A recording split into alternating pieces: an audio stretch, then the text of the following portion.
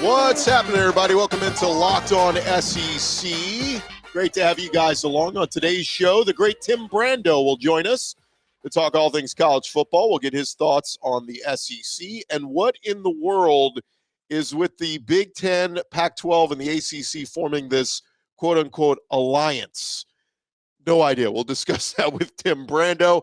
Also, LSU becomes the first SEC school to require proof of vaccination to attend a football game this fall.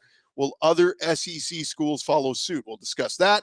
And we'll go around the conference with quarterback updates at Tennessee and South Carolina. Tons to discuss. I am Chris Gordy. Be sure to follow Locked On SEC for free wherever you get your podcasts. You get the latest episode of this show as soon as it comes out each and every day. And a quick reminder, the NFL season is about to begin. August 30th through September 8th, Locked On's Ultimate Season Preview is taking you through every team and every division with the help of Odyssey's lineup of NFL experts. Follow the Ultimate Season Preview 2021. Let's jump into it. You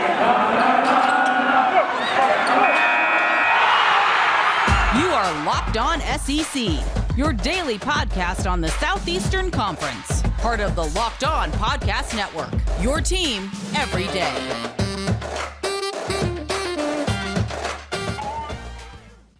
All right, we got plenty we have to discuss. Let's go around the conference. Boots out to the right. Takes the handoff. What a catch! Around the conference. We start with Greg Sankey. He's taken his fair share of blame from those outside the SEC. Many very unhappy about the Super Conference with Texas and Oklahoma joining the SEC, but that led to Tuesday's big news that the Big Ten, ACC, and Pac-12 are forming an alliance, albeit without, any formal documentation. Sankey did release a statement yesterday. He said, "We have respect for each of our conference colleagues and look forward to future collaborations. I believe we remain unified by our shared beliefs around the positive impact college sports has on the lives of student athletes. In the SEC, we're proud of our collective academic commitment and athletic accomplishments and look forward to continuing to offer our student athletes great educational and championship opportunities in the years ahead."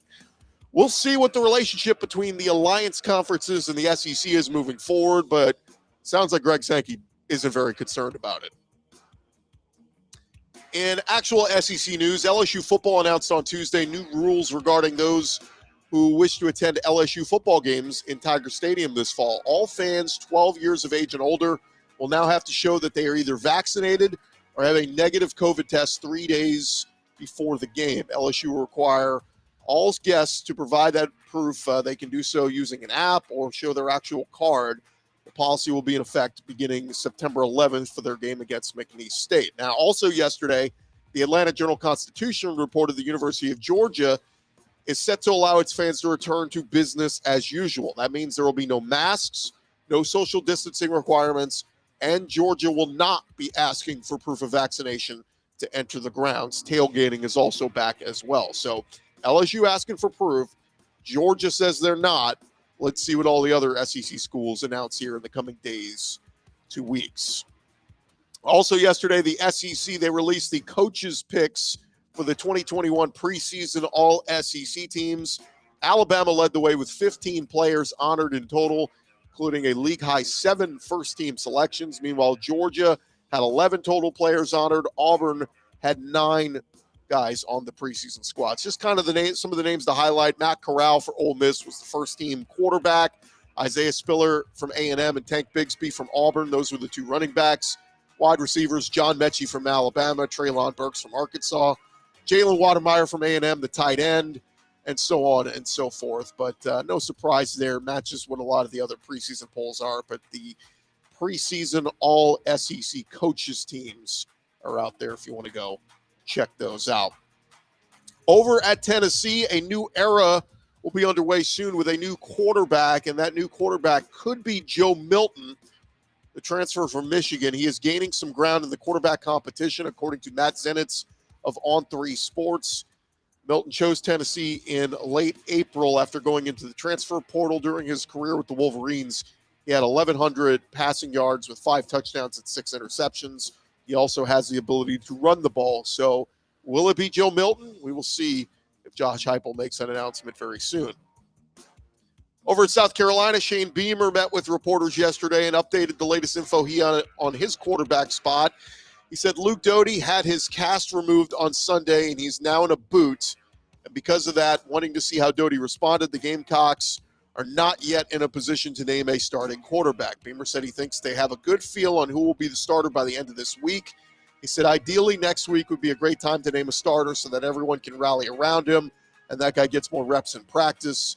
Beamer did say that Jason Brown had the best week of practice he has had as a Gamecock so far this week. So whoever that is that's going to step in for Luke Doty very well could be Jason Brown for the Gamecocks. And Vanderbilt, they announced on Tuesday that they will start construction soon on a new $300 million athletic facility. Candace Lee, Vice Chancellor of Athletics, she announced, we continue to be excited about the transformation of Vandy Athletics. No official date has been announced as to when the school will start construction, but the release said to be projected to begin following the conclusion of this football season. And there you go. That is around the conference. When we return, Tim Brando is going to join us. We're going to talk some SEC football with him and find out what is going on with this alliance between the ACC, Pac-12, and Big Ten. That's coming up next. I want to remind you guys about our friends at BetOnline.ag. It is that time of year, and all eyes are turning to football. We have got college games happening this Saturday. As always, BetOnline is your number one spot for all the pro and football, college football action this season. You can get all the updated odds, props, and contests, including online's biggest $500,000 NFL mega contest and the world's largest $200,000 NFL survivor contest. Those are open now at BetOnline. Head over to their website right now. You can use your mobile device, sign up today, receive a 100% welcome bonus when you use our promo code LOCKEDON. That's LOCKEDON. From football, basketball, boxing, right to your favorite Vegas casino games. Don't wait and take advantage of all the great offers available for the 2021 season. BetOnline is the fastest and easiest way to bet on all your favorite sports. BetOnline, they are your online sportsbook experts.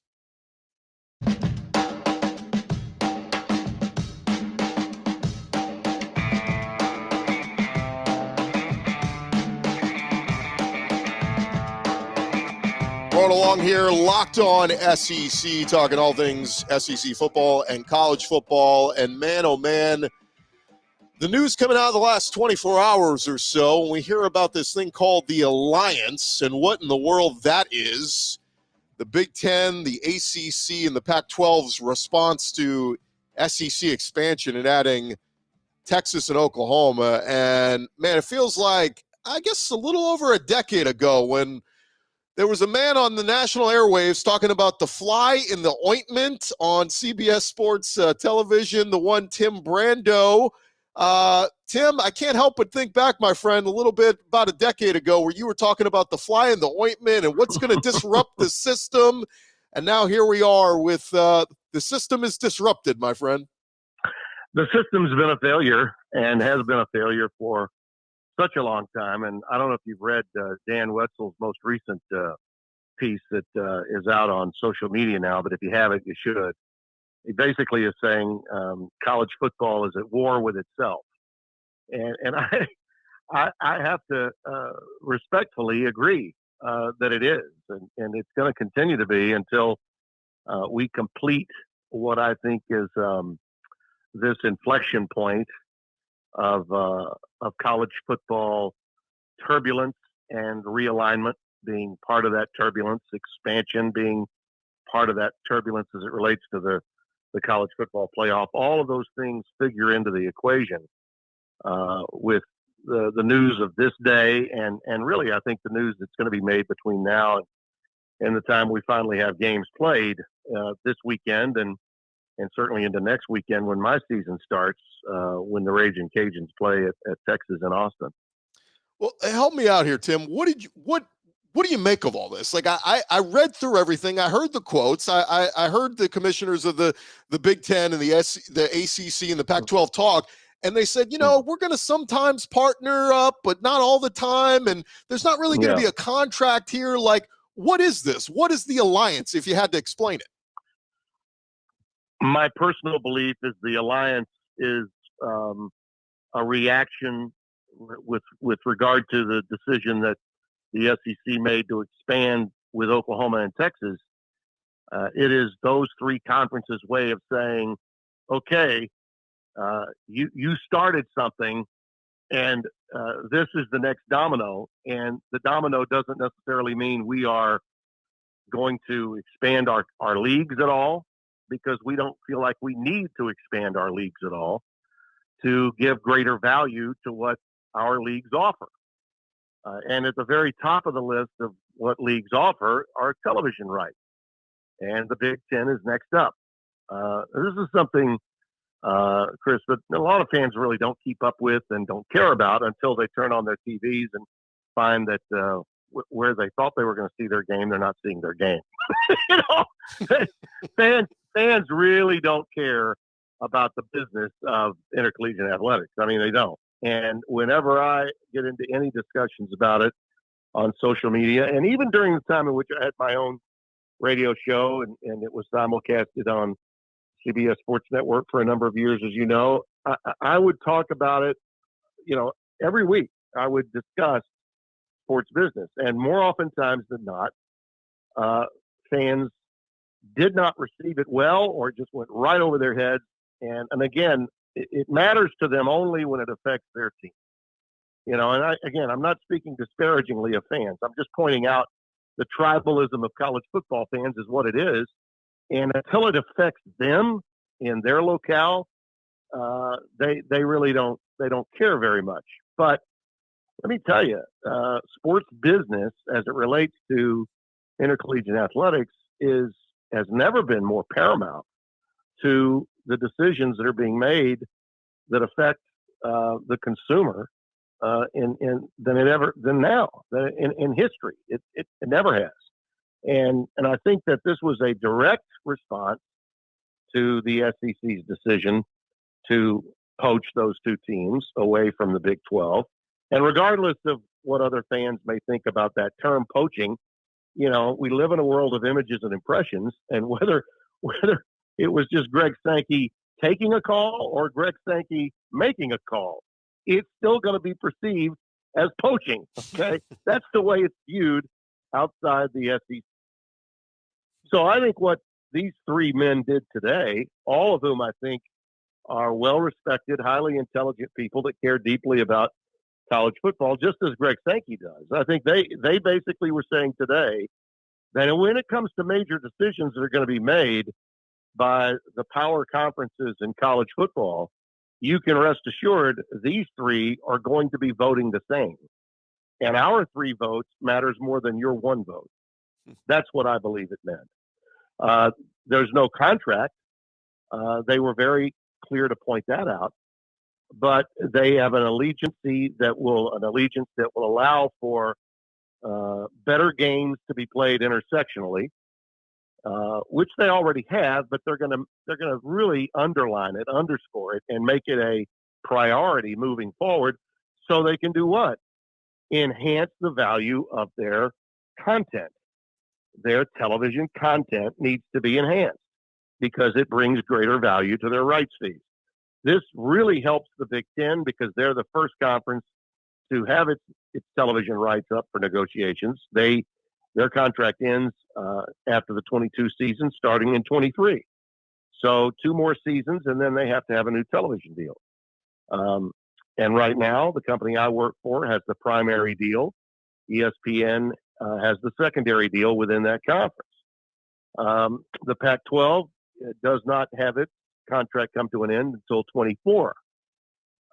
But you can rest assured that league, who in a lot of ways is on life support because of the peril of Pac-12 network, and lack of distribution, lack of having teams in the college football playoff. They desperately need something to bolster their product, and this really helps them because the upper echelon of the Pac-12, USC, Stanford, UCLA, Oregon, Washington, these are all schools that have some juice outside the Pac-12 footprint.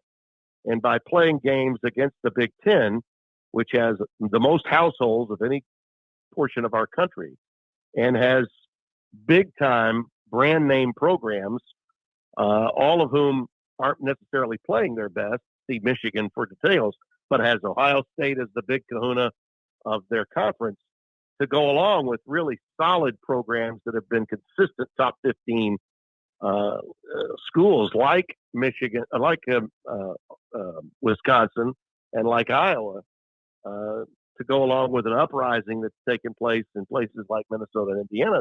They feel like that they can bring the kind of revenue into their league without having to expand their league, that they can do this based on the schedule of games that they put forth to go along with the number of households that they know they have in their hip pocket that is greater than the number that you find in the SEC. And that's even with Oklahoma and Texas included. Okay, it is.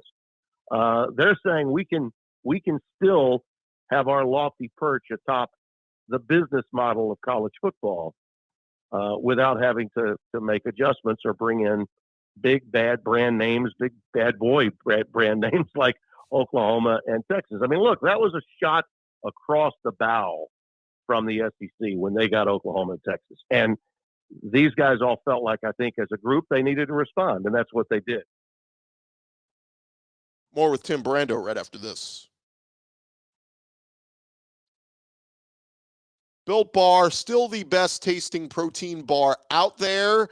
Look, we tell you guys all the time, they've got tons of delicious flavors, from the coconut to coconut almond to cherry to raspberry to mint brownie, peanut butter brownie, double chocolate, salted caramel. There is literally something for everyone with the Built Bar. I tell you guys all the time, the mint brownie is my favorite. If you haven't tried them all, you can get a mixed box where you get 2 of each of the 9 flavors. It is the way to go if you don't have a favorite yet. Many of their flavors packed with protein. Not only are they best tasting, they're healthy as well. 17 grams of protein in there, only 130 calories, 4 grams sugar, 4 grams net carbs.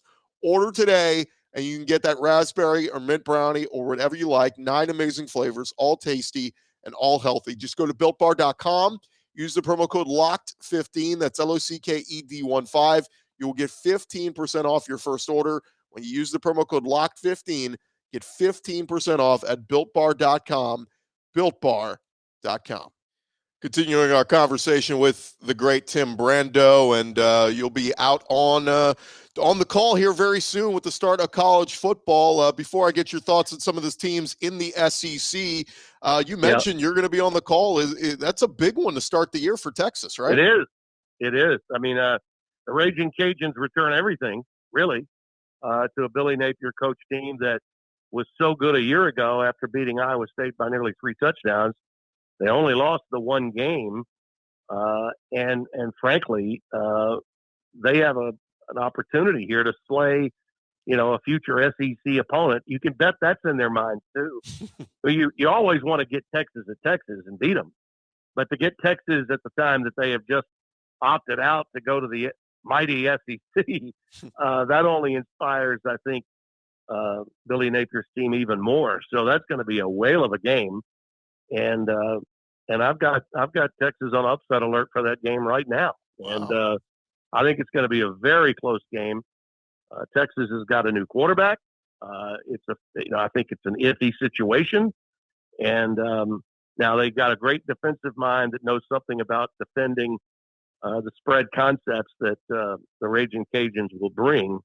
That's a part of that staff with Steve Sarkisian. So I don't know that the Cajuns will be able to run with as much free gates as they're accustomed to, but it's still going to be an outstanding first game. I think it's a must-watch game too. I really do. And there are several that fall into that category that opening. Certainly Georgia Clemson at the top of the hip of that list, and UCLA LSU is going to be, I think, a dangerous game for the Tigers. But I think the Raging Cajuns have another chance, just as they did a year ago, to slay the dragon right out of the gates and get a lot of national attention there. You mentioned a couple of really big games to start the year, of course, in the SEC. In your mind, is it Alabama and Georgia and everybody else, or no, not at all. I think that the notion that Georgia is a runaway freight train in the East is overdone, and I listen. They're deserving. They've got a lot of talent, and they've recruited 5-star after 5-star, but they've not as yet taken that major step and won it all with those great recruiting years. Their quarterback situation is I think probably looking better than it did this time a year ago because of the way JT Daniels closed out the season. But I would say that let's consider who they were playing against. Let's also look back at how well they were defended by Cincinnati in a game they probably should have lost rather than won. And I'm not as through the roof about Georgia being the club that's going to run roughshod over everybody in the SEC East. Florida's got question marks clearly more than they did a year ago without Trask.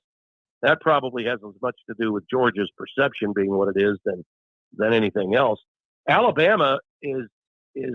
I mean, I know it's like considered a mortal sin to not pick them preseason number one, but I haven't. I picked Oklahoma ahead of them. Sure. I think Oklahoma's got the better quarterback. I think they've got a better offense. I think they've got a defense that doesn't have to be great to win a lot of games. I think Alabama's defense will have to be great, and I'm not sure it's going to be. I don't know that their defense is going to be better than it was a year ago, and they've got questions with a kid that's not yet taken a snap and is already making $1 million courtesy of NIL at quarterback in Bryce Young. So you have to look at Saban's track record and put them there. You have to put them in the position of being best in the SEC. But I don't think that they've created so much distance that you couldn't look at their schedule and not say, might have trouble at Florida, might have problems with A&M. I'm not so sure LSU isn't going to be a real turnaround story this season for Coach O, especially with Max Johnson, if he stays healthy at the quarterback position. I think getting Miles Brennan back would be obviously ideal, but this kid Nussmeier is a wonder kid coming up that no doubt will be pressed into more snaps as a backup potentially with the circumstances that they face. So there are landmines scattered all through the SEC East and West for both Georgia and Alabama, in my view. I'm gonna say Alabama's got a better chance of navigating those landmines than Georgia does, but and they may well be the two best teams. But I think that there's very little, if any, distance in my mind between those two teams and, say, by example, Texas A&M and LSU, who by the way happen to be in the same division. I mean, those are two teams that I think could pose real problems for Alabama this year. Just one more real quick for you, Tim. Of the new coaches in the league, I know a lot of people are optimistic about Brian Harsin. They think maybe he can hit the ground running at Auburn. The one that intrigues me a lot, and I know he's got a banged-up quarterback right now in Luke Doty, but Shane Beamer, man, I've got a buddy who's a Gamecocks fan.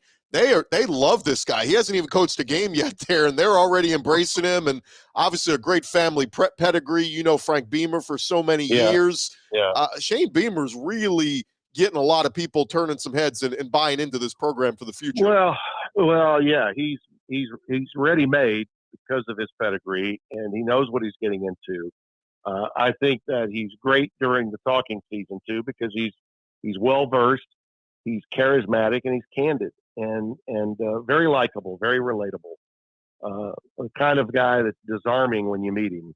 A lot like his dad. A little bit more of a type A than his dad, but still an enjoyable guy to be around. If you ever met Frank Beamer and you were around his family and Shane was there, you could tell who the firecracker in the family was. It was definitely Shane. I think they'll probably struggle this year to get to 500, but I think they could. I think the teams that are being overlooked here that we haven't touched on, and I think Shane, for him to maybe get to 500, he's going to have to beat, say, a team like Kentucky. I don't know that they can. I think Mark Stoops' program is really undervalued over in the East, and I think Lane Kiffin's team is really undervalued in the West. Lane has got the best quarterback in the country. He's got the first-round draft pick if he stays healthy at the quarterback position, and he's got a defense that apparently is going to be better. I'll make a prediction for you, Chris, right now. A&M, Bama, or LSU, any one of those three will lose. One of those teams will lose to Ole Miss this year. Wow. I believe that. Ole Miss is a team to really keep your eye on. And I think in the East, a team like Kentucky could really spoil it for a team like Georgia. You know, and there's not a Georgia fan on the face of the earth that believes Kentucky can beat them. I'm here to tell you that could happen. Okay. Let's not forget Georgia lost, did they not, to South Carolina at home not that long ago. Right. You know, you have a bad day in the Southeastern Conference and you can lose easily to someone that's inferior to your team and talent. And another dangerous team really is Arkansas. Look at the job Pittman did in year number one. And speaking of Texas, I mentioned them a moment ago as my first game with Louisiana on September the 4th. Not long after that game, they have to go to Arkansas. Yep. Think about that. Okay. I mean, Sarkisian is the next big thing in Austin. Well, you know, the off season is great for the talking season and it's great for the silly season. But you know what? If you drop a game at home to Louisiana and then you play an old rival from the Southwest Conference like Arkansas on the road and you don't win that game, think about the tremors that would be heard throughout the Lone Star State if that were to happen. You know, there are so many compelling early season games this year. I can't even begin to tell you. It's off the charts how many great matchups there are. I was looking at my schedule after the game I have on the 4th at Texas. I go to USC on the commemoration of 9/11 for Stanford USC. It's after we will have had Oklahoma, Nebraska on Big Noon, A&M at Colorado after that, followed by the Mets and the Yankees commemorating the George Bush first pitch from 2001. And then Spencer and I come on the air with USC and Stanford in a conference game at the Coliseum. Wow. I mean, my God, what a day. And that's just on our network. There's tons of great games everywhere else. The decision fans in the South will have to make, people talking about the Georgia-Clemson game, and yeah, it's an unbelievable matchup, probably the most talked about. But I'm going to tell you, LSU better beware of having to go up against Chip Kelly opening night with, you know, a new defensive coordinator having to, you know, get his guys ready to play against, you know, a team that has that kind of explosive capability and a multi-dimensional dual threat quarterback, which UCLA has. I mean, we got a lot of unbelievable games to start the season. We really do. Tim Brando, looking forward to hearing you on the call, my friend. And, man, looking forward to having – I know you were on site for a lot of games last year, and I know you told us you made the drive going all over the country and road tripping. But you can bet I will not be in the attic of Chateau Brando or in anybody's basement calling my games. I will be on site with my pal Spencer Tillman for the 23rd year. Calling our games. Wow. So we will be there for every one of our games. I'm sure it's a nice attic, but you don't want to be up there calling games. You want to be out on the road in the Not stadium. At all. Tim, thanks so much for the time, man. Really appreciate it, and looking forward to hearing you on the call very soon, my friend. Happy to do it, Chris. Congratulations on the new podcast. Hope it goes well all season. Call anytime. Thanks so much. The great Tim Brando there from Fox Sports. And, of course, he'll be on the call very, very soon, calling Texas and Louisiana to start the year. Doesn't get any better than that. That is just about going to do it for this edition of Locked On SEC. Appreciate you guys for listening. Appreciate Tim Brando for joining us. And we'll be back tomorrow, Thursday and Friday edition of the podcast this week. We will be previewing the SEC East and the SEC West with some of our great experts along the Locked On Podcast Network. You don't want to miss that.